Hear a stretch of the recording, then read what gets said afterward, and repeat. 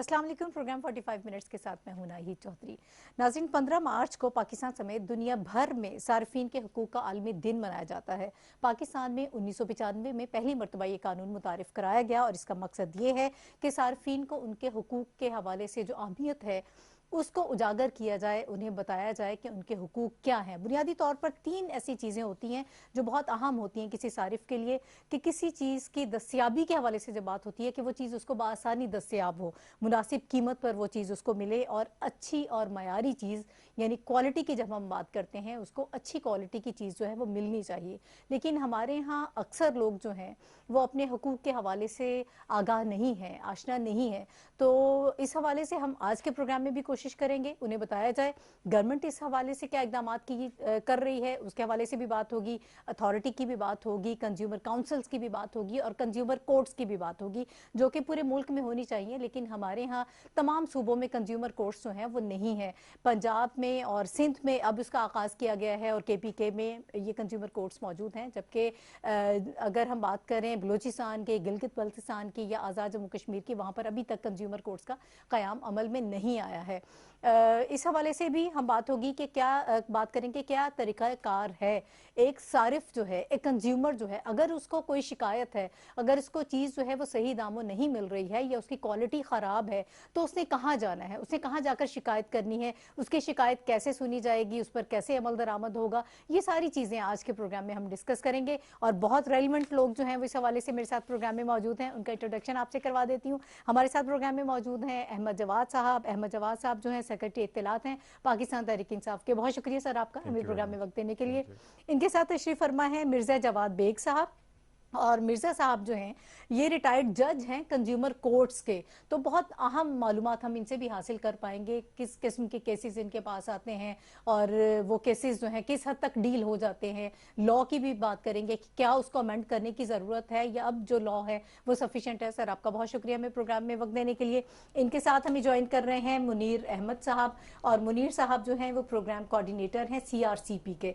बहुत शुक्रिया सर आपका भी हमें प्रोग्राम में वक्त देने के लिए। आप चूंकि इस प्रोग्राम को हेड भी करते हैं तो आप हमें ज़्यादा बेहतर तरीके से आम सारिफ के हवाले से बता पाएंगे। अभी मैं चाहती हूँ कि मुनीर साहब आपसे ही आगाज़ कर लेते हैं। जी बिल्कुल। कि जब हम इसके सिग्निफिकेंस की बात करते हैं, हमारे यहाँ अक्सर लोगों को मालूम नहीं है कि उनके हुकूक क्या है। अगर कोई उनके साथ मसला है, वो कोई चीज़ ख़रीदते हैं या ये चीज़ें जो कंज्यूमर राइट्स में आती हैं, उसे कहाँ जाना है, किस तरह से इन अपनी शिकायत का अजाला करना है, कौन इसका मदावा करेगा। सबसे पहले मेरा ख्याल है सिग्निफिकेंस के हवाले से बात कर लेते हैं, उस पर रोशनी डाल दीजिएगा कि हुकूक हैं क्या क्या, फिर मजीद इस बहस को आगे लेकर चलते हैं। जी बिल्कुल ज़रूर। बिस्मिल्लाहिर्रहमानिर्रहीम। बहुत शुक्रिया नाहिद। आई थिंक ये बहुत रेलिवेंट था आज के दिन के हवाले से ये प्रोग्राम होना। पहले तो अगर हम ब्रॉडली देखें कि सारिफ है कौन, उसकी डेफिनेशन अगर देखें तो हर वो शख्स जो कोई प्रोडक्ट या सर्विस इस्तेमाल कर रहा है वो किसी ना किसी तरह से सारिफ है। जैसे अब कुछ तालीम है, इसको रियासत भी देती है, सरकारी स्कूल भी हैं, प्राइवेट स्कूल भी हैं। पानी है वो प्राइवेट भी लोग खरीदते हैं, हुकूमत सरकारी पानी भी आता है। तो जो सर्विसेज उसको प्रोवाइड की जा रही हैं, चाहे वो पब्लिक सेक्टर से है या प्राइवेट सेक्टर से, वो कंज्यूमर की डेफिनेशन में आता है अगर वो इसको कंज्यूम कर रहा है। और सर्विस डिलीवरी की जहाँ तक बात की जाती है तो फिर रियासत की भी मुख्तलिफ सतून हैं। कोई प्रोविंशियल गवर्नमेंट्स कोई सर्विसेज दे रही हैं, कुछ डिस्ट्रिक्ट गवर्नमेंट्स दे रही हैं, कोई म्यूनसिपल गवर्नमेंट्स दे रही हैं। तो ये सारे इन सर्विसेज को अगर वो कंज्यूम कर रहा है तो उसके कुछ राइट्स हैं। अब जो कंज्यूमर राइट्स हैं ये बेसिकली डिराइव हुए हैं ह्यूमन राइट्स। बिल्कुल। और इसकी पाकिस्तान ने UN गाइडलाइंस आई थी कंज्यूमर प्रोटेक्शन ने, तो उन्होंने 8 बुनियादी हकूक़ को कैटेगराइज किया है कि ये 8 बेसिक कंज्यूमर राइट्स हैं। पाकिस्तान क्योंकि उन गाइडलाइंस का सिग्नेटरी है तो ये हमारे लिए एक इंटरनेशनल ऑब्लिगेशन भी है। इसके अलावा कॉन्स्टिट्यूशनल और मॉरल रिस्पॉन्सिबिलिटी भी है। आर्टिकल 9 इसको कहता है कि हर शहरी को बुनियादी सहूलतें मिलें कि वो एक ज़िंदगी गुजार सके, तो साफ़ पानी की फराहमी और बहुत सारी ऐसी सर्विसेज उसकी बेसिक नेसेसिटी ऑफ लाइफ है। तो इसका मतलब है कि कॉन्स्टिट्यूशनल, मॉरल, रिलीजियस रिस्पॉन्सिबिलिटी और प्लस इंटरनेशनल रिस्पॉन्सिबिलिटी भी है। अब जो नेक्स्ट स्टेज है कि ये राइट्स कौन कौन से हैं, जैसे उसमें से जैसे आपने बताया कि राइट टू चूज, यानी अगर 1 किलो का पत्ती का कोई पैकेट मिल रहा है तो 1 पाव का भी मिलना चाहिए। अगर कोई महंगाई प्राइस की कोई अगर स्वेटर मिल रही है तो लो प्राइस पे भी होनी चाहिए। यानी हर सेगमेंट ऑफ द सोसाइटी के लिए आपके पास ऑप्शंस होनी चाहिए, आपके पास ऑप्शंस होने। तो राइट टू चूज है, राइट टू इंफॉर्मेशन उसका बुनियादी हक है, राइट टू एजुकेशन है, राइट सही। टू सेफ एनवायरनमेंट है, राइट टू रिड्रेस कि अगर उसकी कोई ग्रीवियंस है, अगर कोई सिस्टम से उसको कोई ग्रीवियंस है तो वो रिड्रेसल के लिए भी उसका राइट है कि एक मैकेनिज्म होना चाहिए। अब इस हवाले से पाकिस्तान की एक अच्छी बात यह है कि जिस वक्त ख़ित्ते में भी किसी को इतना ज़्यादा नहीं पता था, पाकिस्तान ने 1995 में कंज्यूमर प्रोटेक्शन का एक्ट लाया इस्लामाबाद में। उसके बाद बाकी सूबों में जैसे केपी में आया 97 में, फिर पंजाब में 2005 में, फिर उसके बाद बलूचिस्तान में, और फिर सिंध में 2014 के अंदर कानून आ गया। प्रोविंशियल सब्जेक्ट था, लेकिन जहाँ कानून के अंदर ये रिक्वायरमेंट थी कि कानून बनने के बाद कंज्यूमर काउंसिल बनेगी और कंज्यूमर के लिए डेडिकेटेड कोर्ट बनेगी, क्योंकि अगर किसी को कोई मसला है तो वो कोर्ट में जा सके। अब उसका स्टेटस ये है कि 24 साल गुजरने के बावजूद इस्लामाबाद में कंज्यूमर काउंसिल भी नोटिफाई नहीं हो सकी और कंज्यूमर कोर्ट भी नहीं बन सकी। डेडिकेटेड कोर्ट नहीं है, एक जज साहब हैं, उनको एडिशनल चार्ज दिया जाता है, लेकिन क्योंकि उनके पास और इतने सारे काम है तो कंज्यूमर के लिए डेडिकेटेड कोर्ट का होना ज़रूरी है। पंजाब के अंदर डेडिकेटेड कोर्ट्स मौजूद हैं, वहाँ पे 17 डिस्ट्रिक्ट्स में कोर्ट्स हैं। सिंध के अंदर अभी 2019 में 29 कंज्यूमर कोर्ट्स बनी 2019 के अंदर, वो भी सुप्रीम सिंध हाई कोर्ट के एक फैसले के नतीजे में। केपी में कंज्यूमर कोर्ट्स हैं, लेकिन बलूचिस्तान के अंदर अभी तक कंज्यूमर कोर्ट नहीं बन सकी और इस्लामाबाद के अंदर। तो ये तो सूरत हाल है कंज्यूमर कोर्ट की। जहाँ तक कानून साजी की बात है तो गिलगित बल्तिस्तान और एजेके में ना सिर्फ कानून अभी तक भी नहीं बना और कोर्ट्स भी नहीं बनी। तो मेरे ख्याल से ये वहाँ पे कुछ भी नहीं हो रहा, वहाँ पे कुछ भी नहीं हो रहा, तो ये वो कानून ही नहीं है ना। कानून बनने के बाद कोर्ट बननी थी तो वो नहीं बन सकती थी। तो इसलिए एक चीज़ जो और मैं समझता हूँ ज़रूरी है ये कि कंज्यूमर के पास क्या ऑप्शन है। अगर उसको कोई ग्रीवियंस है तो डिफरेंट मल्टीपल फोरम्स अवेलेबल हैं। जैसे अगर गैस की प्राइस, बिजली की प्राइस में कोई मसला है तो एक तो वो उस कंपनी को कह सकता है, वो कंपनी डायरेक्ट उस कंपनी को भी कह सकता है। उसका कोई अब जो एक अच्छी चीज़ पाकिस्तान में एक और हुई कि बहुत सारी रेगुलेटरी अथॉरिटीज बन गई। मुनीर साहब, सर मुझे इजाजत है ऑप्शंस के हवाले से मैं चाहूंगी कि डिटेल में जरा दोबारा बात कर लें कि कहाँ कहाँ जा सकते हैं।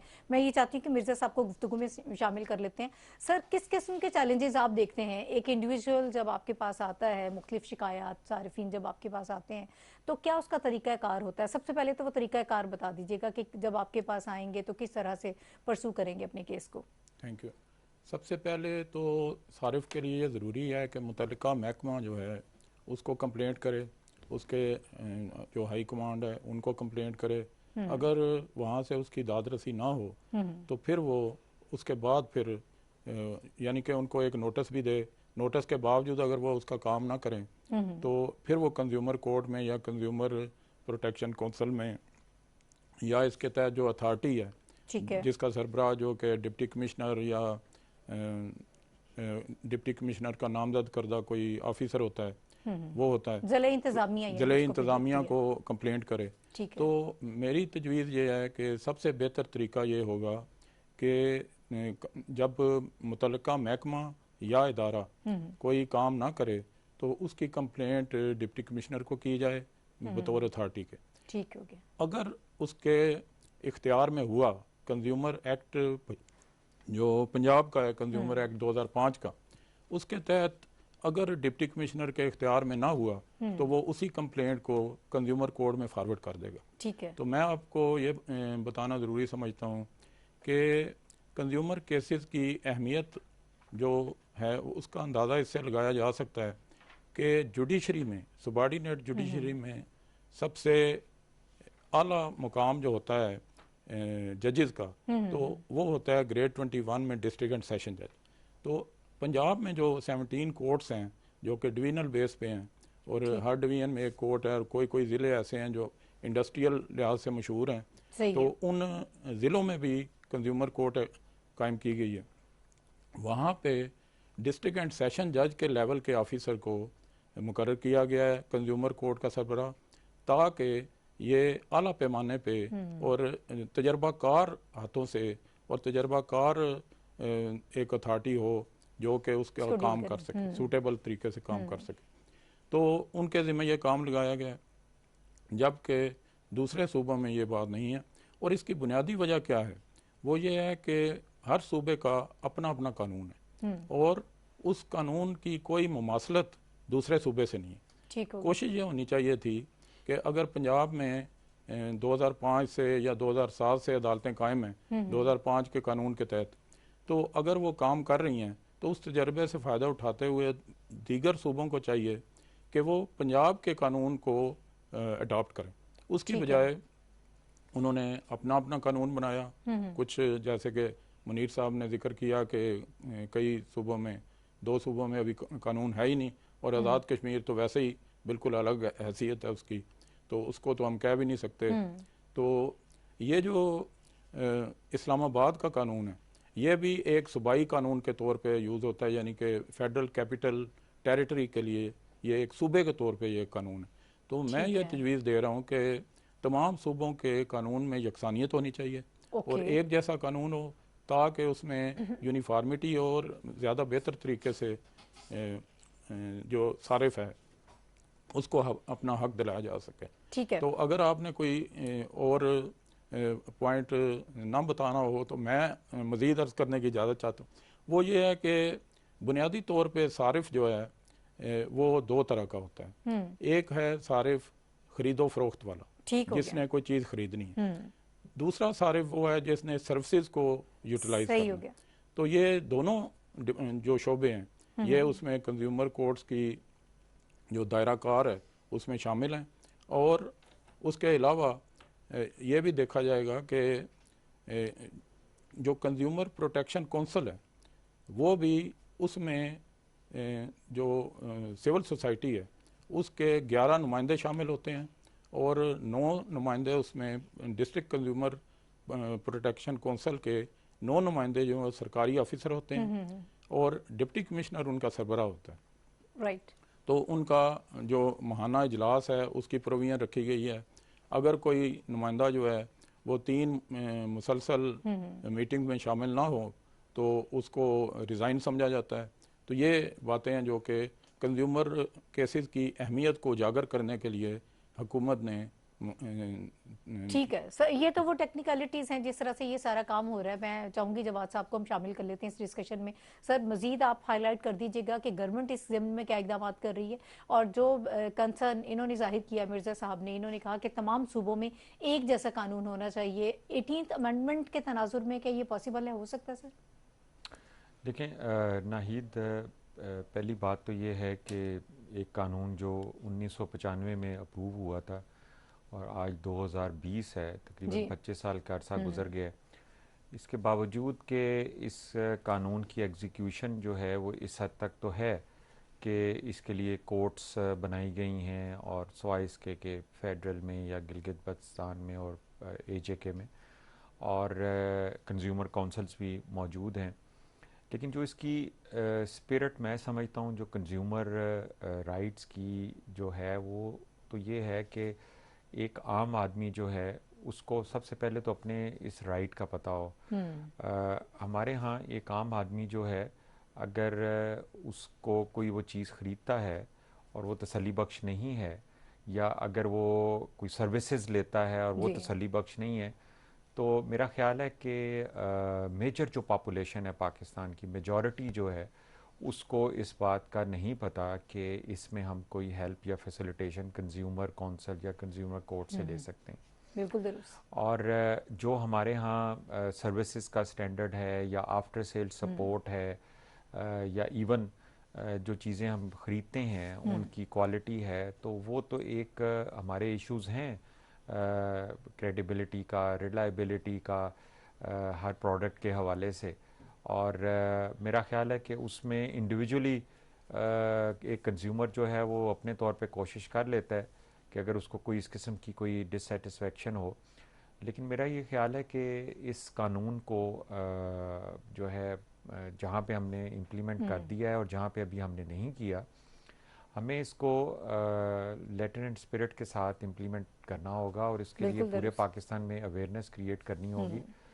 और इस चीज़ का जैसे कि वो जवाद मिर्ज़ा साहब ने कहा कि यूनिफॉर्म लॉ होना चाहिए। देखें वो तो बड़ा ज़रूरी है, इसलिए कि कंज्यूमर जो है वो हो सकता है उसका ताल्लुक़ एक सूबे से हो, लेकिन उसको शिकायत जो है अपने किसी विज़िट में किसी दूसरे सूबे या किसी दूसरे शहर में हो सकती है। तो कंज्यूमर तो कोई लिमिटेड तो नहीं है किसी एक सूबे के साथ या किसी एक शहर के साथ, तो कंज्यूमर तो कहीं पे भी हो सकता है ना। पाकिस्तान में ज़ाहिर है कि तो और जो प्रोडक्ट है वो अगर जो बड़ी प्रोडक्ट होती हैं तो वो तो तमाम सूबों में मौजूद होती हैं। तो अगर हर सूबे में अगर उस लॉ में होगा तो वो भी एक कंज्यूमर के लिए चैलेंज बनेगा। तो इसमें यूनिफॉर्मिटी लॉ के अंदर ज़रूर होनी चाहिए। लेकिन सबसे ज़्यादा मेरा ख्याल है इम्पॉर्टेंट ये है कि इसकी जो अवेयरनेस है और हुकूमत की तरफ से इस पे एक अवाम की फैसिलिटेशन का ये ज़रिया है, इसके ऊपर अटेंशन देने की ज़रूरत है। और जहाँ पे नहीं हुआ, जैसे फेडरल है, मेरा ख्याल है कि फेडरल में आईसीटी में ये बहुत जल्दी हो जाना चाहिए, क्योंकि लॉ तो मौजूद है, उसको सिर्फ हमने नोटिफाई करना है और इस नेक काम में देर नहीं होनी चाहिए। और बाकी आज़ाद जम्मू कश्मीर और गिलगित बल्तिस्तान की हुकूमतें जो हैं उनको भी फौरी तौर पे पाकिस्तान के सूबों को फॉलो करते हुए अपने अपने मुल्क में, लेकिन जैसे कि हमारे भाई ने जिक्र किया कि वो अभी तो लॉ ही नहीं बना वहाँ पे, तो पहले लॉ बनेगा तो होगा। लेकिन ये है कि वहाँ पे वो भी पाकिस्तान का हिस्सा है, वहाँ पे भी ये लॉ बनना चाहिए, उनकी असम्बलियों के अंदर इस पे डिस्कशन होनी चाहिए और उसको अपने अपने इलाकों के अंदर जो है इम्प्लीमेंट करें। क्योंकि आवाम तो जहाँ पर भी बसते हैं उनकी बेहतरी के लिए काम तो सबको ही करना चाहिए। जी बिल्कुल। अभी मुनीर साहब की तरफ आऊंगी। मुनीर साहब, मुझे ये बताइएगा कि क्या ऑप्शंस हैं कंज्यूमर के पास कि वो कहाँ कहाँ जा सकता है अपनी शिकायत को लेकर। हम कंज्यूमर काउंसिल की बात कर रहे हैं, कंज्यूमर कोर्ट्स की बात कर रहे हैं, अथॉरिटीज़ की भी बात कर रहे हैं। मैं ये चाहूँगी कि इसको ज़रा आप डिटेल में डिस्कस करें ताकि एक आम आदमी को जो वो मैसेज जा सके। अच्छा, पहली चीज़ तो ये है कि जो कानून के अंदर अगर ये चीज़ मेंशन है कि अदालत अगर वो जाएगा तो उसके पास रसीद होनी चाहिए। तो कंज्यूमर को पहली चीज़ तो ये है, चाहे वो कोई प्रोडक्ट ले रहा है या सर्विस ले रहा है, उसके पास रसीद होगी तो उसका राइट एस्टैब्लिश हो सकेगा। तो रसीद लेने की, देखिए, रसीद डिमांड करने के लिए कंज्यूमर को अवेयरनेस भी होनी चाहिए और उसको पता होना चाहिए कि जी मुझे रसीद रसीद मिलने के बाद अगर जब वो उसको कोई सर्विस या प्रोडक्ट में मसला है तो वो उसी कंपनी से या उस दुकानदार से या उस इदारे को लिखेगा, एक नोटिस देगा कि जी मुझे ये मसला है, आप मेरा मसला हल कर दें। ठीक है। और वो उस नोटिस की कोई ना कोई कॉपी या टीसीएस या ईमेल अपने पास रिकॉर्ड में रखेगा ताकि जब वो अदालत में जाए तो अदालत के लिए वो विद इन 1 मंथ, यानी अगर उसने आज कोई चीज़ खरीदी तो वो उसको पता चला कि 2 दिन बाद इसमें मसला है, तो वो सबसे पहले उस दुकानदार को लिखेगा कि जी ये मसला है, इसको ठीक कर दें या रिप्लेस कर दें। और अगर उसको 15 दिन का टाइम देगा कि वो मसला हल करे। अगर उसने नहीं हल किया तो फिर वो 15 दिन गुजरने के बाद कोर्ट में चला जाएगा, यानी आफ्टर 30 डेज। और कोर्ट में सबसे पहले वो एक की रसीद जमा कराएगा कि जी ये मेरी रसीद है, मैंने ये गुड्स खरीदे थे और ये मैं नोटिस भी दे चुका हूँ। तो फिर अदालत फिर दूसरी पार्टी को बुला लेगी और उस केस की समाअत शुरू होगी। अच्छा। लेकिन कंज्यूमर कोर्ट तो एक लास्ट रिजॉर्ट है ना। पहले ये कि क्योंकि अब क्योंकि आपका सवाल भी ये था कि उसके पास मल्टीपल फोरम्स हैं। अब जैसे बिजली का मिसाल ले लें तो बिजली में सबसे पहले तो उस कंपनी के पास, अगर लाहौर है तो लेस्को, इस्लामाबाद है तो आईएसको, फैसलाबाद है तो फेस्को, क्योंकि इन सब कंपनीज में एक कंज्यूमर प्रोटेक्शन डिपार्टमेंट बने हुए हैं, कंज्यूमर सर्विसेज, कस्टमर सर्विसेज के नाम से। तो पहला फोरम तो वो है। फिर इसी तरह से फूड अथॉरिटीज बनी हुई हैं कि इसी तरह से बैंक्स के लिए यह है कि हर बैंक के अंदर एक कंप्लेंट रजिस्ट्रेशन का मैकेनिज्म बना हुआ है, स्टेट बैंक ने नोटिफाई किया। अब अगर किसी को बैंक की सर्विस में कोई मसला है तो सबसे पहले वो उसे बताएगा जो कस्टमर सर्विसेज डिपार्टमेंट है बैंक का। अगर वो नहीं सुनते तो फिर रेगुलेटर को बता देगा जो कि स्टेट बैंक है। बिजली के केस में नेपरा होगा, ऑयल एंड गैस में ओगरा होगा, फूड अथॉरिटीज होंगी। तो रेगुलेटर हो सकता है कि उस फोरम पे उसका मसला हल हो जाए। अगर वहाँ पे स्कूल्स वगैरह के लिए, जब स्कूल्स के लिए, तो वो भी जरा स्कूल्स के लिए भी देखें बाकायदा, मैं बल्कि आपको एक कंज्यूमर कोर्ट खानेवाल का एक जजमेंट है जिसमें एक वालिद ने ये कंप्लेंट की कि मेरे बच्चे को सही तालीम नहीं मिली। अच्छा, उस कंप्लेंट के बाद अदालत ने जब इन्वेस्टिगेट किया तो ये देखा कि क्या उस स्कूल के अंदर जितने उन्होंने कहा था कि इतने लोगों ने एमएड किया होगा, बीएड किया होगा, या स्कूल के अंदर प्लेग्राउंड है, वो है कि नहीं। तो अदालत ने फैक्ट बेस्ड चीज़ें की और कहा कि ये तो आपने अपने एंड पे तो ये पूरा ही नहीं किया। और होमवर्क को कहा के देखा गया तो कहा तो ये तो चेक ही नहीं कर रहे। पूरे साल की फीस रीइंबर्स हुई और उस स्कूल को जुर्माना भी हुआ। तो इसका मतलब यह है कि जैसे मैंने शुरू में कहा कि प्रोडक्ट और सर्विस दोनों केसेस में जा सकते हैं, लेकिन वो अगर रेगुलेटर के पास जाए तो, क्योंकि अब over the period of time Pakistan में ज़्यादा रेगुलेटर्स आए हैं, बहुत अच्छा काम भी कर रहे हैं, पीटीए है और बहुत सारे रेगुलेटर्स हैं। तो अब ये अगर इन सब से मसला नहीं होता तो एक लास्ट रिजॉर्ट उसके पास कंज्यूमर कोर्ट का है। कानून के अंदर ये भी चीज़ मेंशन है कि अगर कंज्यूमर केस जीत जाता है तो और उसने अगर कोई वकील किया तो वकील की कॉस्ट भी उस कंपनी को या उस सर्विस प्रोवाइडर को देनी पड़ेगी। ठीक है। अच्छा, एक और चीज़ जो इससे रेलेवेंट है वो ये कि पाकिस्तान के अंदर ये जो अवेयरनेस की बात हो ये बहुत अहम है। अवेयरनेस के लिए कंज्यूमर काउंसिल्स के रोल को वाइब्रेंट होने की भी ज़रूरत है और बजट लाइन भी होनी ज़रूरी है। देखिए, पोलियो के बारे में पूरे पाकिस्तान में हर किसी को पता है ना, क्योंकि इतनी ज़्यादा अवेयरनेस हुई, इतनी ज़्यादा कैंपेन्स चली कि हर किसी को पता है कि पोलियो के खतरे पिलाने। कंज्यूमर कोर्ट का तो पता ही नहीं है कि कंज्यूमर कोर्ट भी है या मेरा राइट भी है, या अगर मैंने कोई चीज़ खरीद ली गलत आई तो इस पर सब्र शुक्र नहीं करना बल्कि इस पर कंप्लेंट भी करनी, ये तो पता ही नहीं।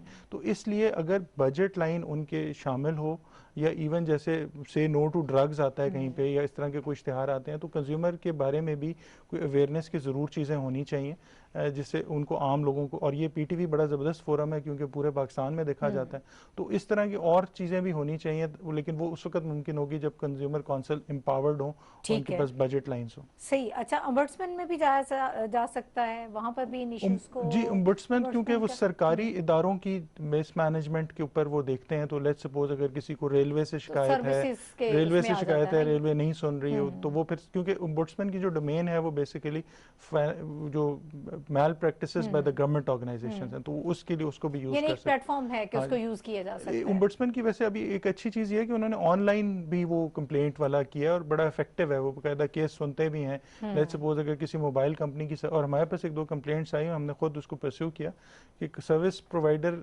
मोबाइल कंपनी की अच्छी सर्विस नहीं दे रहा था, तो वो पीटीए को कहा, पीटीए भी कुछ नहीं कर सका, तो फिर उन्होंने ओम्बड्समैन को लेटर लिखा, ईमेल की, तो ओम्बड्समैन ने बाकायदा पीटीए और उस कंपनी को बुला के हेयरिंग की और एक वर्डिक्ट दिया कि विद इन 60 डेज इस इलाके के अंदर भी मतलब वो सिग्नल्स के प्रॉब्लम को ठीक होना चाहिए। ठीक है मिर्जा साहब, सर कानून की हम ये बात कर रहे हैं कि कानून मौजूद है, तो इस तनाजुर में मैं आपसे ये जानना चाहूँगी कि क्या वो कानून जो इस वक्त डील कर रहा है इन सारे मसाइल को, इन सारे इश्यूज़ को जो हमारे सार्फिन के हैं, वो काफ़ी है जो काम हो रहा है उसमें, या फिर आप ये समझते हैं कि कुछ उसको अमेंड किया जा सकता है? कोई ऐसा भी चांस है, कोई स्पेस है इसमें? इसमें बेसिक अमेंडमेंट जो ज़रूरी है वो ये है कि प्राइवेट वकील करने का जो एक रिक्वायरमेंट है उसको मिनिमाइज़ किया जाए, और उसके लिए ज़रूरी है कि हर कंज्यूमर कोर्ट में एक सरकारी वकील के तौर पे एक वकील मौजूद हो, ठीक है, जो कि हर गरीब आदमी जो कि वकील के बगैर, जैसे कि इसमें बताया भी जाता है, कानून में यही लिखा हुआ है कि आप वकील के बगैर भी सिंपल एप्लीकेशन दे के भी तो दरख्वास्त दायर कर सकते हैं, तो उसके लिए वकील की ज़रूरत नहीं होती। तो ज़रूरत इस चीज़ की है कि कम से कम उनको गाइड करने के लिए, उनको स्टीरलाइज करने के लिए कम से कम कोई ऐसा लॉ नोइंग बंदा कोई उनकी रहनुमाई करे अदालत में।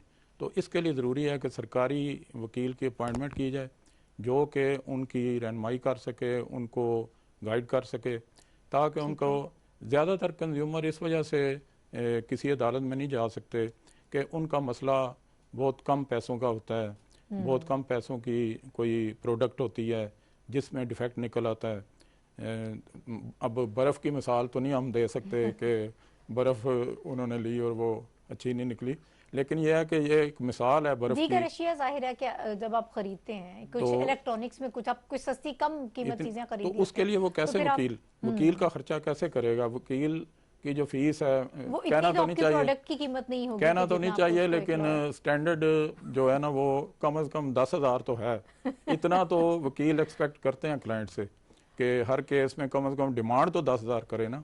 तो सर ये एक अहम इशू है ना, अगर 3,000 की चीज़ है, 4,000 की चीज़ है, 5,000 की है लेट्स सपोज, तो 10,000 आप किसी लॉयर को तो नहीं दे सकते ना, फिर आप छोड़ देते हैं उस चीज़ को, आप नहीं जाते, आप कहते हैं बस देखा जाएगा, ठीक है। इसके लिए ये एक अगर अमेंडमेंट हो जाए कि अदालत में एक ऐसा लॉ नोइंग बंदा मौजूद हो कि क्लाइंट को ये सेटिस्फेक्शन हो कि मैं अगर खुद भी दरख्वास्त कंप्यूटर वाले से वो जो है प्रिंटर से, वहाँ से किसी लिखने वाले से लिखवा के ड्राफ्ट बनवा के अगर मैं दरख्वास्त दे दूं तो उस पर भी उसी तरह ही कार्रवाई होगी, और लॉ का जो कोई अप्लाई करने का मसला है वो सरकारी वकील कर लेगा। तो ये अगर इस तरह ये होना चाहिए, एक तो ये होना चाहिए, ये अगर हो जाए तो केसेस की तादाद में बहुत ज़्यादा इजाफा हो सकता है, क्योंकि उसको अपनी ये फिक्र नहीं होगी खर्चे की और फंड की कि उसके पास फंड की अवेलेबिलिटी का मसला और है। कम कीमत प्रोडक्ट्स भी अगर खरीदनी है तो लोग फिर हेजिटेट नहीं करेंगे, वो जाएंगे कोर्ट्स की तरफ रुजू बिल्कुल। करेंगे। सर वैसे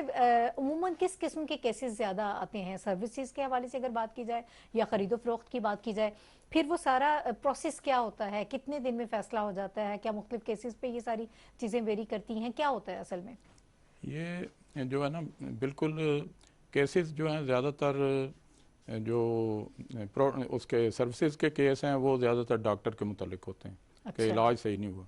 ठीक। और जो प्रोडक्ट्स के होते हैं वो इलेक्ट्रॉनिक्स की अशिया जो हैं उनके बारे में होते हैं। तो इसमें एक बड़ा ज़बरदस्त पॉइंट है, वो ये है कि अक्सर दुकानदार ये कहते हैं कि ये चीज़ लोकल नहीं बनी हुई, ये इम्पोर्टेड है। तो इम्पोर्टेड चीज़ की हम गारंटी नहीं दे सकते। आपने देखा होगा कि हर दुकानदार यही कहता है जी इस चीज़ की गारंटी इस वजह से नहीं देनी कि ये इम्पोर्टेड है। जी, तो सिर्फ लोकल कंपनीज जो हैं जो हमें गारंटी दे रही हैं उनकी हम गारंटी दे सकते हैं। ठीक तो है। उसमें कंज्यूमर एक्ट तो जो फिर क्या करे सर कंज्यूमर? कंज्यूमर एक्ट जो पंजाब का है उसमें ख़ास तौर पे ये प्रोविजन है कि दफ़ा 14 के तहत उसमें यह है कि स्टैंडर्ड वो होगा जो पाकिस्तान में है, चाहे चीज़ इंपोर्ट हुई हो, कहाँ की बनी हो। कोई एक मुल्क ऐसा है जिसकी अशिया के बारे में मैं नाम नहीं लेना चाहता, लेकिन कहा जाता है कि जी बहुत सब स्टैंडर्ड होती हैं। तो अक्सर दुकानदार उस मुल्क का नाम ले के कहते हैं कि ये इसकी कोई गारंटी नहीं। ठीक। लेकिन दफ़ा 14 ये कहती है, section 14 of consumer protection act 2005, उसमें यह है कि स्टैंडर्ड वो होगा जो पाकिस्तान में राइज है। तो इसलिए वो जो स्टैंडर्ड है वो, दूसरी बात यह है कि दुकानदार चाहे वो इंपोर्ट हुई चीज़ सेल कर रहा हो, जिम्मेदारी उसकी होगी। ठीक है, अगर यानी उसको रिस्पॉन्सिबल जो है वो जिम्मेदारी उस दुकानदार की होगी। अगर उस चीज़ में कोई डिफेक्ट निकले और पीछे से उसका कोई बनाने वाले का पता ना हो, वो कहाँ से आई है चीज़, दुकानदार खुद जिम्मेदार हो। और अच्छा। जितना भी जुर्माना होगा फिर दुकानदार को पे करना पड़ेगा। अदरवाइज जो मैन्युफैक्चरर है उसको भी फ्रीक बनाया जाएगा उस केस में, और उसको भी तलब किया जाएगा, फैक्ट्री वाले को तलब किया जाएगा जिसने वो प्रोडक्ट बनाई है, उनको भी फाइन किया जाएगा। लेकिन अच्छा। अगर किसी का पता ही नहीं है कि कहाँ से आई चीज़, कैसे आई, तो उस सूरत में दुकानदार मुकम्मल तौर पे जिम्मेदार होगा। तो ये एक ऐसा फैक्टर है कि इसमें काफ़ी ज़्यादा कंट्रोल हो सकता है दुकानदारों पे कि वो क्यों ख़राब चीज़ रख के क्यों बेच रहे हैं। ठीक है, उनको चाहिए कि वो ऐसी चीज़ सेल ही ना करें।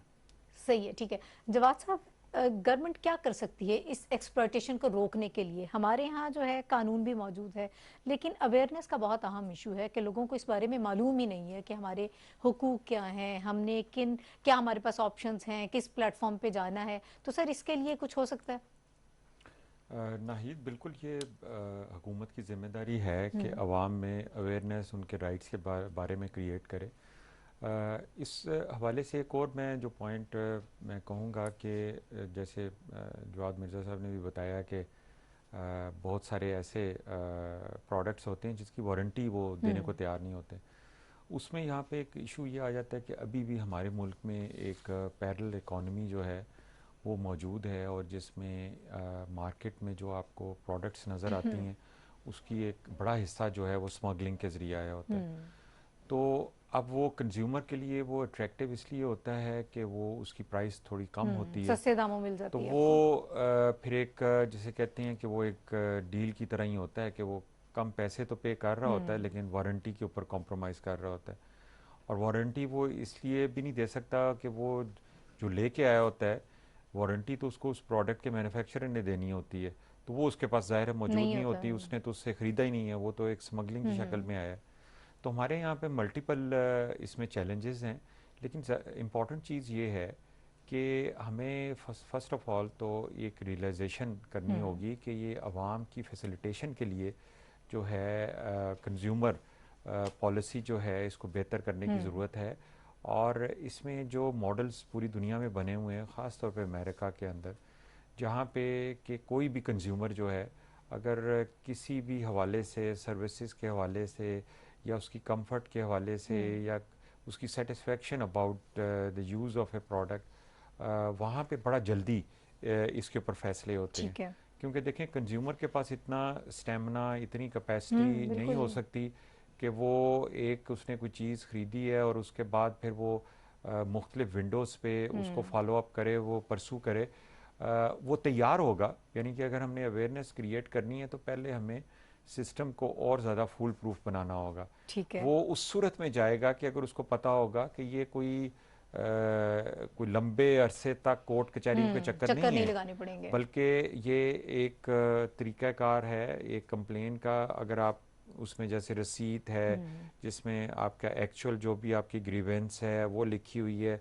उसको एक प्रॉपर डॉक्यूमेंट की तरह पेश करते हैं, जो भी उसका एक फॉर्म होगा, और उसके ऊपर बड़ा 24 घंटे के अंदर या 48 घंटे के अंदर अगर डिसीजन होता है तो फिर तो उसको कोई फ़ायदा है। वरना तो ये इसमें अगर वो जिस तरह बाकी हमारा जो कोर्ट कचहरियों के जो चक्कर हैं जो कि महीनों और साल तक रहते हैं, तो अगर कोई एक दफ़ा इसको अटेम्प्ट भी करेगा तो दूसरी दफ़ा वो हो सकता है कानों को हाथ लगाए। और दूसरे भी बहुत सारे लोगों को बताया कि आपने ये नहीं करना, फायदा कोई नहीं इसका फायदा करने नहीं का। है इसका, बिल्कुल ऐसे ही है तो अब जैसे इन्होंने बताया कि 46,000 केसेस हैं पंजाब में, but on the other hand अगर आप पंजाब की आबादी देखें तो उसमें 46,000 कोई ज़्यादा बड़ी कुछ भी नहीं है।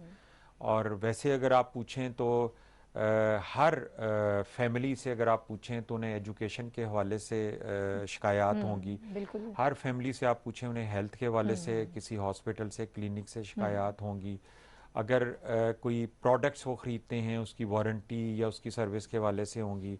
अगर प्रॉपर्टी आप ख़रीदते हैं, कोई प्लॉट आप ख़रीदते हैं, वो उसके हवाले से जो कमिटमेंट की होती है, या कोई फ्लैट है आपने उसको उन्होंने डिलीवर करना है, लेकिन वो एक मनमानी वाली सूरत हाल होती है, और कंज्यूमर बेचारा जो है वो at the mercy of that property dealer या दैट बिल्डर, कि वो उसको 2 साल के बाद दे, 3 साल के बाद दे, या 5 साल के बाद दे, या वो जो क्वालिटी उसने प्रॉमिस।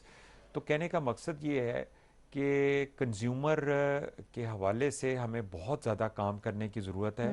कंज्यूमर का कोई ऐसा सच कोई इतना कोई वाली वारस कोई नहीं है कि जहाँ पे उसको आसानी से जो है, इसको हमें जो है बाकी जो जुडिशरी के केसेस होते हैं उससे थोड़ा सा अलग होके देखना पड़ेगा कि एक कंज्यूमर जो है उसका पेशेंस इतना नहीं हो सकता कि वो आके तो फिर महीनों या साल तक वो उतने केस को फॉलो अप करे। वो तो देखेगा, एक दफ़ा कोशिश करेगा, 2 दफ़ा करेगा, अगर उसे कोई कंपनसेशन मिल जाती है तो वेल एंड गुड, अगर नहीं है तो वो लाइफ गोज ऑन, वो कहेगा कि बस ठीक है, इस तरह से है। तो अगर हमें इसको सिंसियरली और हम जेन्युइनली अगर इसको करना है तो मेरा ख्याल है, और जैसे कि ये मेन इसकी जो एग्जीक्यूशन ग्राउंड है वो तो प्रोविंसेस है, और ये प्रोविंशियल गवर्नमेंट के उसमें स्कोप में आता है। तो ये पाकिस्तान के सारे सूबों को इसके ऊपर बड़ी तवज्जो देने की ज़रूरत है। इसको एक दफ़ा नए सिरे से इसको देखें, और इसकी इम्प्लीमेंटेशन और एग्जीक्यूशन और जहाँ जहाँ पे डेफिशिएंसीज हैं, और फिर इसके हवाले से पब्लिक डिबेट्स करें, पार्लियामेंट के अंदर भी करें, असम्बलियों के अंदर भी करें, मीडिया के ऊपर करें, और पब्लिक को इन्वॉल्व करें कि ये किस तरीके से बेहतर हो सकता है। जब पब्लिक को वो ट्रस्ट और कॉन्फिडेंस जिस दिन मिलना शुरू हो जाएगा अपनी कंप्लेंट्स के ऊपर, तो फिर सिस्टम भी बेहतर होगा और आवाम की सेटिस्फेक्शन लेवल भी बेहतर होगा। तो आई थिंक ये एक बड़ा इम्पॉर्टेंट सब्जेक्ट है, और इसके ऊपर बहुत ज़्यादा तवज्जो देनी चाहिए, काम करने की ज़रूरत है। मुनीर साहब, अब तो ई कॉमर्स की भी हम बात कर रहे हैं, और जिस तरह से हमने बात की कि एक लंबा चौड़ा प्रोसीजर है, अगर इस प्रोसेस से रुक जाएं, इससे हम चाहें कि इससे बच जाए और ये सारी बॉदरेशन जो है ना हो, तो फिर क्या किया जा सकता है? क्या इस तरह से हम बेहतर तरीके से अपनी शिकायत पहुँचा सकते हैं? देखिए, जो आपने ई कॉमर्स की बात की उसमें मेरे ख्याल से जो भी पिछले दिनों पिछले साल कंज्यूमर की जो फर्स्ट एवर, कंज्यूमर की तो नहीं, first ever e commerce policy आई, उसको कैबिनेट ने भी इंडोर्स किया, और उसके बाद यूएसएड ने भी उसमें काफ़ी रोल अदा किया, सारे स्टेक होल्डर्स को बुलाया।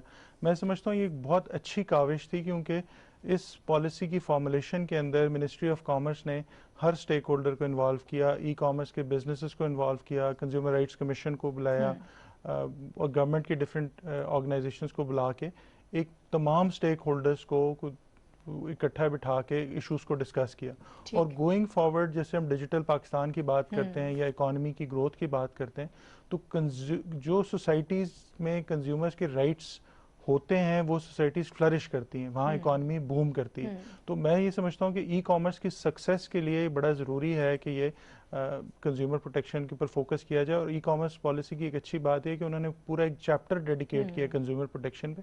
उसमें इस चीज़ को भी कहा है कि ई कोर्ट्स भी होनी चाहिए और हर डिस्ट्रिक्ट के अंदर भी कोर्ट्स हो, क्योंकि अगर किसी ने एक क्लिक पे ऑर्डर कर लिया तो ये उसकी कन्वीनियंस है, लेकिन शिकायत देने के लिए भी तो कर हाँ, सके एक ना, एक बिल्कुल सही बात, ये हक होना पास। चाहिए कि अगर वो कोई मसला है तो उसको फिर उठ के फिजिकली जाना और वो सारी चीज़ें वो ना हो। तो इसलिए उसमें ई कोर्ट्स का जिक्र है पॉलिसी के अंदर। अब नेक्स्ट ये है कि उस पॉलिसी की इम्प्लीमेंटेशन के ऊपर बात है, तो इसमें अगेन मिनिस्ट्री ऑफ कॉमर्स ने ये किया है कि एक एक्शन मैट्रिक्स बनाया है और उस एक्शन मैट्रिक्स में कस्टम्स के जो इश्यूज हैं, कंज्यूमर प्रोटेक्शन के भी इश्यूज हैं, ऑनलाइन की क्या इश्यूज हैं, स्टेट बैंक को भी इन्वॉल्व किया। तो एक बड़ा एक्सटेंसिव डायलॉग चला और उसके बाद वो इम्प्लीमेंट हो रही है। तो आई गेस वो एक बड़ी प्रॉमिसिंग चीज़ है। एक और चीज़ जो मैं समझता हूँ ज़रूरी है कि पंजाब कंज्यूमर प्रोटेक्शन काउंसिल ने, अगर उसके डेटा को देखें तो तकरीबन 46,000 केसेस आए अथॉरिटी के पास। अथॉरिटी अच्छा, अथॉरिटी के पास जो अथॉरिटी जिसको डीसी हेड करे, क्योंकि कानून के अंदर ये कि अथॉरिटी डीसी जो है बेसिकली 3-4 चीज़ों पे उसकी जुरिस्डिक्शन है कि प्राइस लगी हुई है कि नहीं लगी हुई, कोई जो प्रोडक्ट बना है उसका डिस्क्लोजर है कि नहीं है, तो वो तकरीबन रसीद अगर कोई नहीं दे रहा उस पर भी उसकी जुरिस्डिक्शन है। तो अब तक जो है वो 46,000 में से 34,000 केसेस डिस्पोज हुए हैं जब से अथॉरिटी बनी है, और उसके बाद 80 मिलियन फाइन हुआ है, क्योंकि अथॉरिटी जो है वो कॉम्पनसेशन यानी उसको वो अवार्ड नहीं कर सकती। कॉम्पनसेशन कंज्यूमर लॉ के अंदर ये चीज़ है कि आपको एक तो कॉम्पनसेशन भी अवार्ड होती है कि जी एक तो आपके साथ ज्यादती हुई है, प्लस ये है कि आपको एक टॉर्चर से गुजरना पड़ा, आपको कोर्ट से वो कोर्ट से मिल सकती है। तो उसमें जो पंजाब के अंदर केसेस हैं 44,000, उसमें से 41,000 डिस्पोज हुए हैं। डिस्पोज का ये मतलब नहीं है कि वो रेमेडी मिल गई है, डिस्पोज का मतलब है कि अदालत ने फैसला कर दिया या उसकी फेवर में या उसके अगेंस्ट में। तो 41,000 इज अ डिसेंट नंबर, लेकिन अगेन गोइंग के पॉपुलेशन के हिसाब से देखें तो बहुत थोड़ा है, लेकिन एट द सेम टाइम वो काम भी डेफिनेटली कर रहे हैं। इंटरनेशनली अगर हम देखें, क्योंकि इंटरनेशनल में बहुत सारे ऐसे केसेस हैं कि जैसे टकाटा एक कंपनी थी, एयर बैग बनाती थी, वो एक्सीडेंट हुआ, एयर बैग खुला और वो जो खातून चला रही थी उसकी आंख में कोई चीज चली गई क्योंकि एयर बैग फट गया। उसके ऊपर टकाटा कंपनी को फाइन भी हुआ और जितनी गाड़ियों में टकाटा कंपनी के एयर बैग्स थे उन सब गाड़ियों को रिकॉल कर लिया गया, यानी जापान को बहुत ह्यूज उसकी पेनल्टीज देनी पड़ी। तो जिन सोसाइटीज के अंदर कंज्यूमर को प्रोटेक्ट किया जाता है उधर तो इकॉनमी बहुत ज्यादा ग्रो करती है। तो मैं ये समझता हूँ कि ना सिर्फ ये हमारी रिलीजियस और मॉरल अथॉरिटी है, बल्कि इकॉनमी को ग्रो करने के लिए भी कंज्यूमर सोसाइटी होना बहुत जरूरी है, क्योंकि कंज्यूम करेंगे गुड्स एंड सर्विसेज, आगे कंपनीज को बेनिफिट होगा। और मुनीर साहब वक्त खत्म हो रहा है, लेकिन मैं ये चाहूंगी कुछ स्मार्ट सी आप कुछ ऐसी एडवाइसेस हमारे जो कंज्यूमर हैं उनको दे पाएं कि अगर वो खरीदो फरोख्त की जब हम बात कर रहे हैं, ये सर्विसेज को इस्तेमाल करने की बात है, तो किन चीजों का ख्याल रखना चाहिए, जहन में क्या होना चाहिए? देखिए, सबसे पहले तो उनको रसीद जरूर डिमांड करनी चाहिए। अगर वो ना दें तो वो डिमांड जरूर करें, उसको प्रिजर्व करें, एक हैबिट जरूर होनी चाहिए रसीद रखने की। उसके अलावा ये है कि वो डिस्क्लोजर ऊपर पढ़ लें, जैसे कोई चीज है उसकी एक्सपायरी डेट या इस तरह की कोई है, तो यहाँ पे वो कंज्यूमर रिस्पॉन्सिबिलिटी की भी है कि वो उसको देख, खुद भी अपनी आंखें खोल के देख लें। और उसके बाद ये कि अगर नहीं भी हो रहा, हमने ये देखा है क्योंकि हमारे पास बहुत सारी कंप्लेंट्स आती भी हैं, तो जब हम उन्हें कहते हैं ना कि आप लीगल नोटिस का टर्म लिखें और लिखें as per the consumer protection act, ये मसला हल करें नहीं तो ये जुर्माना होगा, तो हमने देखा है कि 30 to 40% केसेस में वो नोटिस जाने पे ही काम हो जाता है। तो एटलीस्ट वो अवेयरनेस जरूर होनी चाहिए कि जी मुझे, क्योंकि अगली कंपनी को भी पता है कि लिटिगेशन, क्योंकि कोई कंपनी बिजनेसेस बड़े स्मार्ट होते हैं, वो नहीं चाहते लिटिगेशन में जाने के लिए, तो वो बहुत सारा वो कहते हैं कि जी ठीक है इस बात को खत्म करें, तो वो उनको लिखना आना चाहिए, बेशक उर्दू में लिख लें, इंग्लिश में लिख लें। और प्लस अगेन गवर्नमेंट के एंड पे मैं समझता हूँ कि HEC का भी इसमें रोल होना चाहिए कि कंज्यूमर राइट्स पढ़ाए भी जाए ना यूनिवर्सिटियों में, कोई एक कम से कम कोर्स शुरू कर दें, नहीं तो थीसिस को सपोर्ट करें, इनकरेज करें, ताकि जैसे ह्यूमन राइट्स पे इतने थीसिस होते हैं तो कंज्यूमर राइट्स पे भी एक थीसिस हो, तो इसमें एकेडेमिया का भी एक रोल है। और प्लस ये क्योंकि वो एक पढ़े लिखे लोग हैं यूनिवर्सिटी और कॉलेजेस में, वो अगर एम्पावर होते हैं तो पूरी फैमिलीज, मैं समझता हूँ कि वो एम्पावर होंगी। ठीक है मिर्जा साहब, सब कैसे एफिशिएंसी बढ़ाई जा सकती है कोर्ट्स के रोल की, ताकि एक आम आदमी जो है वो ट्रस्ट कर सके और वो रुख करे कोर्ट्स का? इसमें यह है कि आपके नोटिस में ये बात होगी कि पंजाब में ज़िले तो ज़्यादा हैं लेकिन अदालतें सिर्फ 17 हैं। उसकी वजह यह है कि ज़्यादातर अदालतें डिवीजनल हेडक्वार्टर में, और हर ज़िले में अदालत नहीं है, तो हर ज़िले में अगर अदालत कायम की जाए तो उससे ये होगा कि ज़्यादा लोगों को आगाही होगी। ठीक है। दूसरी बात यह है कि अथॉरिटी की बात करूंगा कि अथॉरिटी के पास जो कंप्लेंट्स होती हैं, दरखास्तें दी जाती हैं, क्या आपको पता है कि अथॉरिटी किधर बैठती? अथॉरिटी बैठती है वो डिप्टी कमिश्नर जो कि डिवीजनल हेडक्वार्टर में बैठा हो। ठीक है। इसका मतलब ये हुआ कि उस डिवीजन के 3 या 4 जिले होते हैं। ओके। और बाकी ज़िलों में कोई नुमाइंदगी नहीं है, बाकी ज़िलों के डिप्टी कमिश्नर को कोई इख्तियार ही नहीं है। और तमाम ज़िलों के दूर दराज, यानी कि उस डिवीजन के दूर दराज इलाकों से लोगों को डिवीजनल हेडक्वार्टर वाले डिप्टी कमिश्नर के पास जाके तो कंप्लेंट करनी पड़ती है। तो ज़रूरत इस बात की, जैसे कि मैंने अर्ज़ की कि हर ज़िले में कंज्यूमर कोर्ट होनी चाहिए, उसी तरह हर ज़िले के डिप्टी कमिश्नर को भी इख्तियार होना चाहिए कि वो अथॉरिटी के तौर पर काम करे। ठीक है, ये ज़रूर होना चाहिए। जवाब साहब, सर क्या सजेशंस आपकी तरफ से होंगी गवर्नमेंट के लिए और साथ ही साथ सारिफिन के लिए? मैं चाहूँगी कि दोनों का एड्रेस किस तरह से किया जा सकता है। देखें, कोई भी कानून जिसको इस्तेमाल करने वाले या जिससे कोई फ़ायदा लेने वाले जो कि कंज्यूमर है, उसमें एक कल्चर की भी ज़रूरत है। और वो कल्चर ये है कि हम जिस तरह से कोई अगर कंप्लेन या कोई चीज़ होती है तो हम ये अज्यूम कर लेते हैं कि फीडबैक देने का या कंप्लेन करने का कोई फ़ायदा नहीं है और हम उसमें खामोश होकर बैठ जाते हैं। एक तो ये है कि ज़रूर हमें अपने अंदर ये कल्चर अडॉप्ट करना चाहिए कि अगर कभी भी कोई शिकायत हो किसी डिपार्टमेंट से, आप एटलीस्ट उसको लेके तो आए ना सामने। आप अपनी कोशिश तो करें ताकि एक कल्चर तो क्रिएट हो ना कि जहाँ पे कंप्लेन की जा सके किसी हॉस्पिटल, किसी स्कूल, किसी प्रोडक्ट के हवाले से। तो आप एक सिस्टम जो है। दूसरा मैं ये कहूँगा कि इसकी एग्जीक्यूशन जो है आजकल के डिजिटल दौर में जो है वो ज़्यादा बेहतर हो सकती है, लेकिन प्रॉबेबली उसमें इस लॉ में भी कुछ तब्दीली लाने की ज़रूरत होगी, कीपिंग इन माइंड कि इस वक्त सोशल मीडिया एक बहुत बड़ा टूल हो सकता है इसके लिए।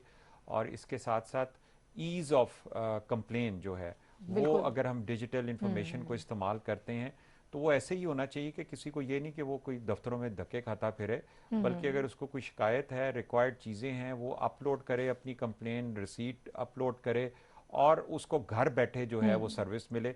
अगर ये इस तरह का अगर हम इस जाएंगे तो फिर इंशाल्लाह कंज्यूमर की जो है ना ये कल्चर भी बेहतर होगा और इसका जो आउटपुट है, इसका जो बेनिफिट है वो भी सही मानों में आएगा इंशाल्लाह। बिल्कुल दुरुस्त। मुनीर साहब, कोई मैसेज अगर आप देना चाहें, आप कुछ ऐड भी करना चाह रहे हैं? मैं सिर्फ ये कहना चाहूँगा कि ये 24 साल गुजर गए हैं, इस्लामाबाद में तो कम से कम ये बन जानी चाहिए, डेडिकेटेड होनी चाहिए कि इदारे में बैठे हुए हैं। तो मेरे ख्याल से वो फेडरल कैपिटल में नहीं है, वो बड़ा ज़रूरी है। और जैसे जवाद साहब ने भी कहा कि जीबी और उनकी भी असेंबलीज को चाहिए कि वो कानून बनाएं, क्योंकि वहाँ के लोग भी हैं, वो फिर एक वैसे एहसास से महरूमी जन्म लेता है। तो उसको हमें एड्रेस करने की ज़रूरत है, मैं समझता हूँ बहुत इस पे काम होना चाहिए। ठीक है जी, बहुत अहम सजेशंस भी इस हवाले से सामने आई हैं। मैं ये जिक्र करना चाहता हूँ कि website Punjab consumer protection council की वेबसाइट है। ओके। तो हर बंदे को चाहिए कि उसको विजिट करे, उस पे कंज्यूमर कोर्टों के फैसले हर महीने अपलोड होते हैं। अच्छा, ठीक है, सही है। चलिए, उससे भी आपको इन्फॉर्मेशन मिलेगी, आपको मालूम होगा।